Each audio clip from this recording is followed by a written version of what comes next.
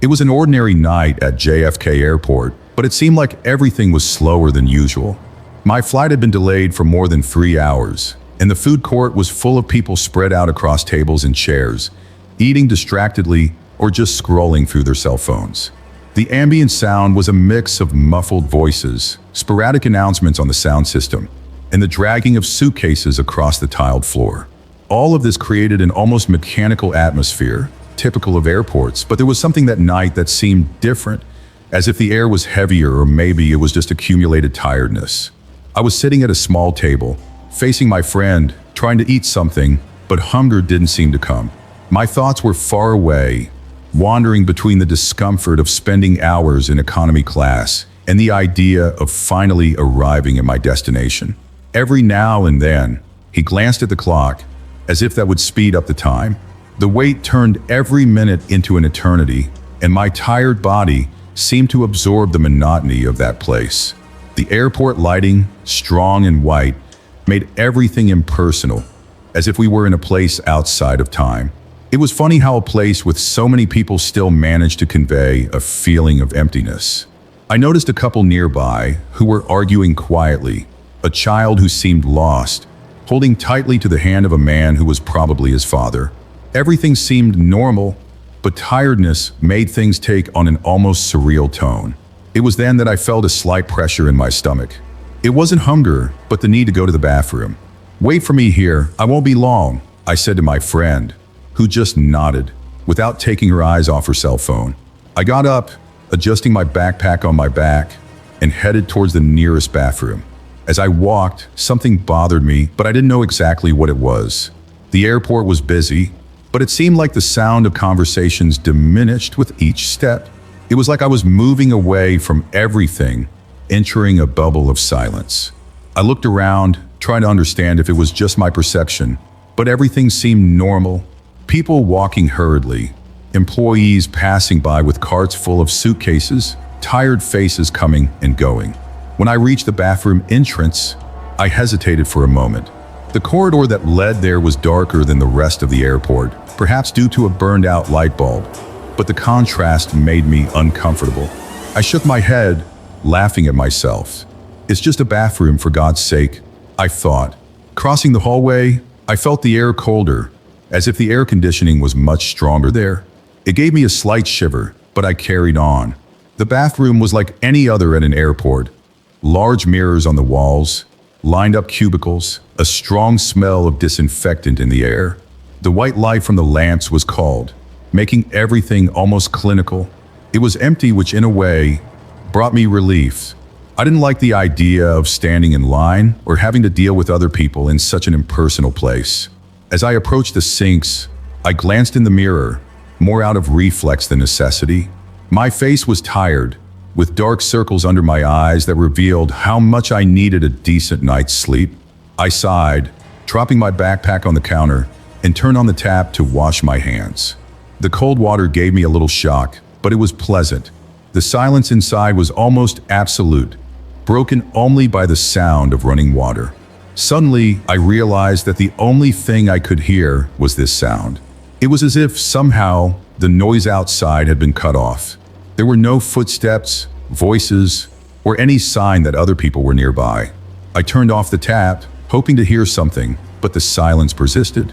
I felt my heart beat a little faster, but I tried to ignore it. It was probably just the soundproofing, nothing major. But even so, there was something strange. A discomfort that was difficult to explain began to grow inside me.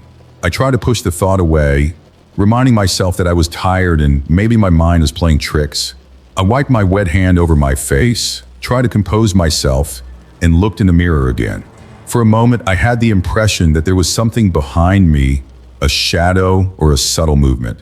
I turned my body quickly, but there was nothing there. "What was that?" I asked aloud, laughing nervously at myself. The sound of my own voice echoed off the walls, which only made everything more uncomfortable. I grabbed my backpack in a hurry, determined to get out of there quickly. Something told me that that bathroom wasn't a good place to linger. When I pushed open the bathroom door, it creaked slightly, the sound echoing off the pristine white-tiled walls. The room was so bright that for a moment I had to squint to get used to the intensity of the fluorescent light, which seemed to be too strong for such a small place.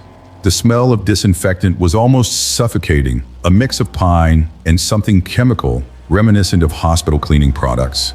The air felt too cold, as if the air conditioning was set to an uncomfortable level. I took a few steps, noticing how the place seemed empty and silent, a contrast to the constant hustle and bustle of the airport. The stalls were all open, revealing gleaming toilets, and the rows of sinks reflected white light, creating an almost artificial glow. I left my backpack in a corner, trying not to think too much about the floor, and walked over to the nearest sink. I turned on the tap, and the water gushed out cold, running down my fingers. It was cold enough to make me shiver. I looked in the mirror as I scrubbed my hands with liquid soap. It was one of those large mirrors that cover the entire wall with a perfect finish, without any visible imperfections. I saw my own reflection, my tired face, the dark circles under my eyes accentuated by the relentless lighting. For a moment, I felt a strange disconnect, as if I were looking at someone else. But I soon laughed at myself, shaking my head. I really need to sleep, I murmured, hearing my own voice get lost in the soft echo of the empty space. I lowered my head to splash water on my face, try to shake off the tiredness. The cold water brought immediate relief, and I stayed there for a few seconds, with my eyes closed, breathing deeply. The sound of running water was soothing, almost mesmerizing, until something made me stop. It wasn't exactly a sound, but a feeling like someone was close to me. I looked up quickly, wiping the water away with my hands. My heart skipped a beat as I looked in the mirror, and for a brief moment, I saw something pass behind me. It wasn't a direct movement. It was like a shadow that crossed the reflection, too quick to identify, but noticeable enough for my body to react. "Hey, is anyone there?" My voice came out hesitantly, almost muffled by the sound of water still dripping from the tap. I turned around immediately, eyes scanning the empty space behind me. Nothing. The bathroom was exactly as before, empty, cold, impersonal. The cabin doors were still open, and the only sound was that of the air conditioning, humming constantly. I stood still for a few seconds, trying to understand what had happened.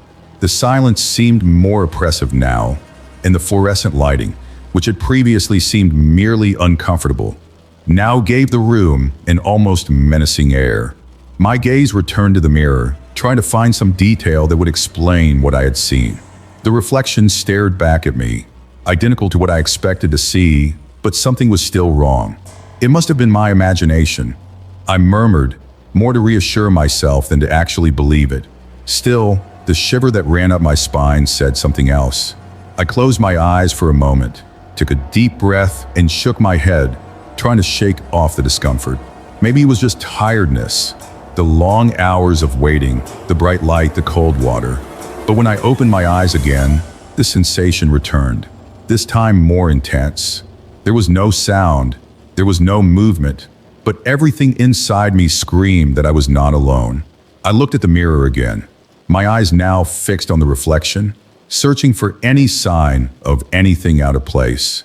Time seemed to drag by, and each second seemed longer than the last. It was then that I noticed a detail that I hadn't noticed before. My reflection looked different.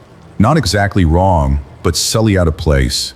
As if there was an almost imperceptible delay between my movements and his, like a poorly synchronized movie.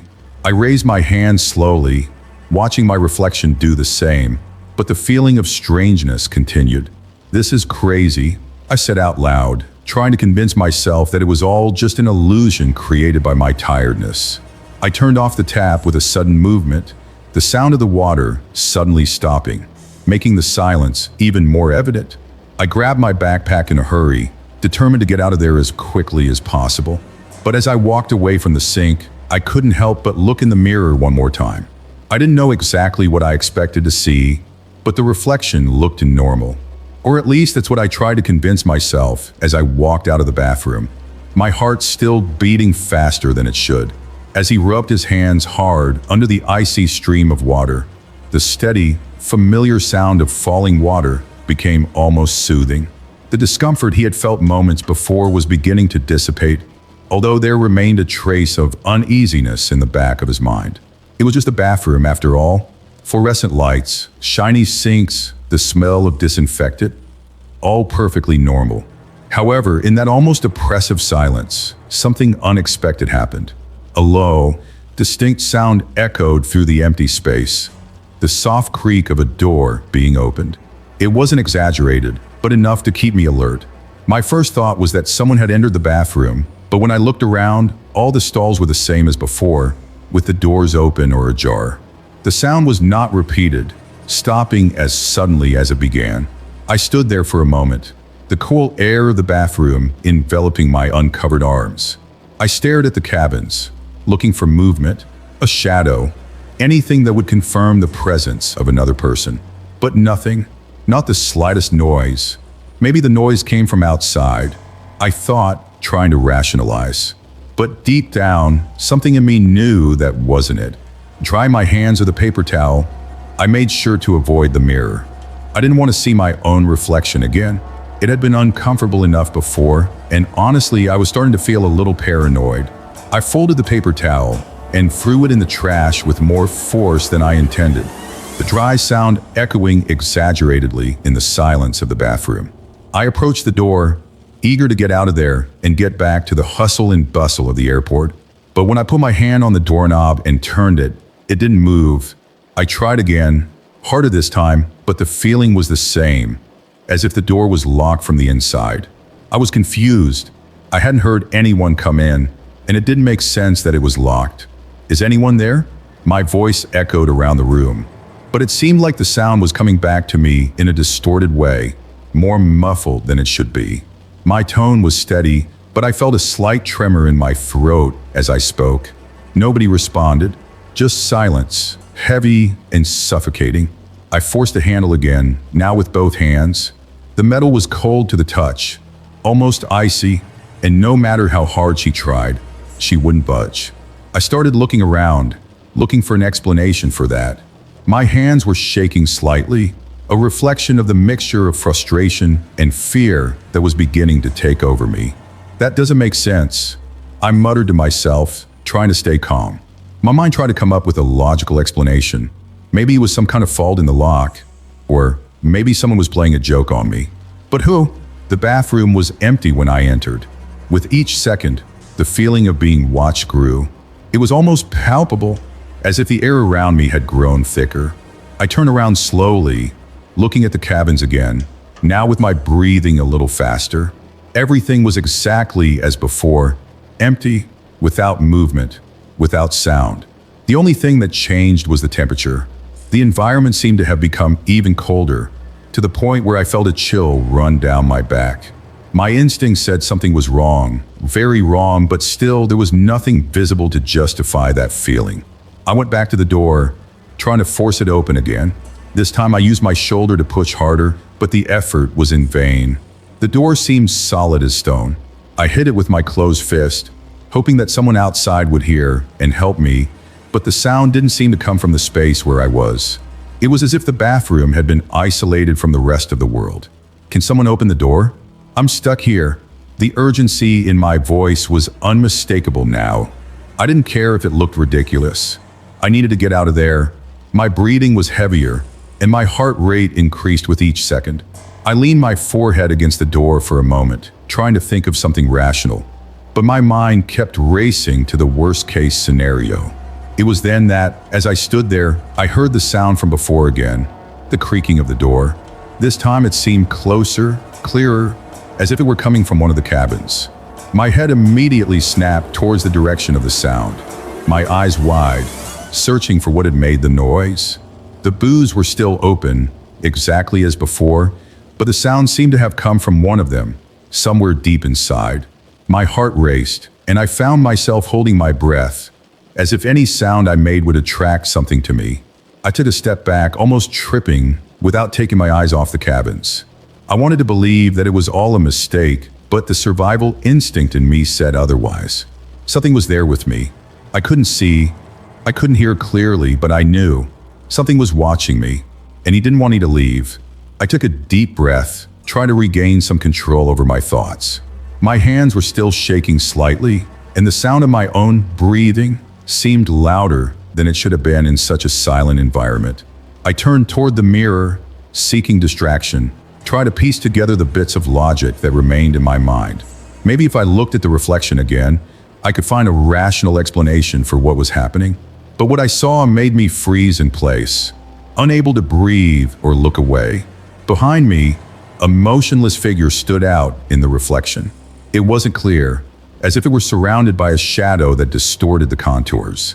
The shoulders were too broad, disproportionate to the rest of the body, and the head was tilted at an angle that seemed impossible, as if the neck were broken. I tried to focus on the details, but the face was out of focus, like a blurred painting. Still, I felt like it was watching me, even though I couldn't see its eyes. My body reacted before my mind fully processed what I was seeing. I turned around with a sudden movement, ready to face whatever was there. But the bathroom was still empty. The cabins were still open, the tiles shiny, and the cold air seemed to bite my skin. There was no one. I swallowed hard, forcing my feet to stay planted on the ground, even though everything in me screamed to run. The silence was so oppressive that it seemed to amplify the sound of my heart beating in my chest, each beat sounding like a distant drum. What had I seen?